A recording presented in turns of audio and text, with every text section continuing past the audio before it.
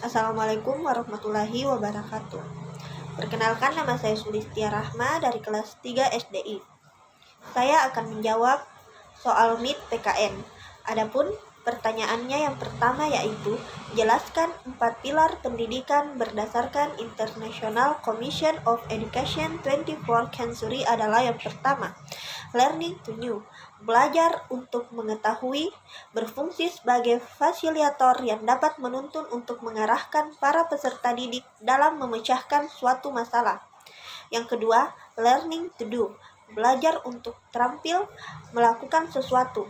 Learning to do akan bisa berjalan jika lembaga pendidikan memfasilitasi para peserta didik untuk mengaktualisasikan keterampilan yang dimilikinya serta bakat dan minat.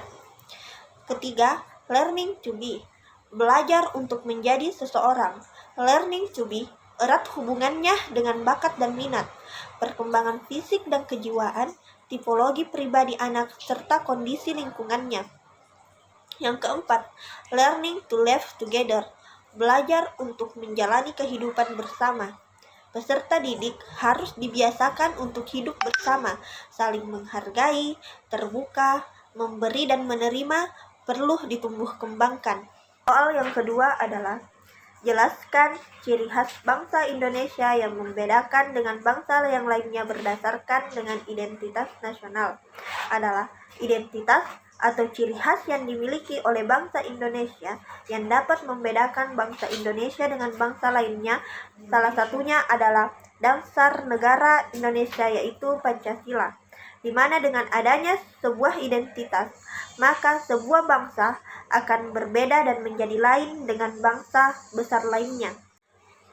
Pertanyaan yang ketiga adalah, sebutkan dan jelaskan unsur-unsur terbentuknya negara. Yang pertama, rakyat.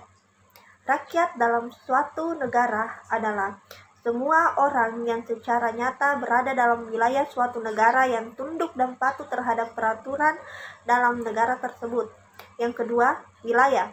Wilayah adalah unsur mutlak dari suatu negara. Yang ketiga, pemerintahan yang berdaulat. Unsur-unsur terbentuknya negara yang ketiga adalah pemerintahan yang berdaulat. Adanya suatu pemerintahan yang berkuasa atas seluruh wilayah dan segenap rakyatnya merupakan suatu syarat mutlak keberadaan negara. Yang keempat, pengakuan dari negara lain. Pengakuan dari negara lain merupakan unsur yang memperkuat terbentuknya sebuah negara. Pertanyaan keempat adalah, jelaskan mengapa negara membutuhkan konstitusi. Jawabannya adalah, jika tidak ada konstitusi dalam suatu negara, maka akan sulit untuk menjalankan roda pemerintahan karena tidak ada pembagian hak dan kewajiban yang jelas dan tertulis sehingga dapat menyebabkan suatu negara menjadi kacau serta mengalami perpecahan. Pertanyaan selanjutnya adalah, jelaskan 3 pandangan hubungan negara dan warga negara.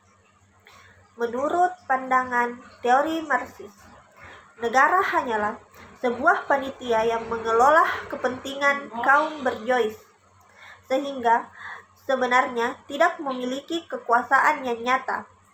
Just power nyata terdapat pada kelompok atau kelas yang dominan dalam masyarakat.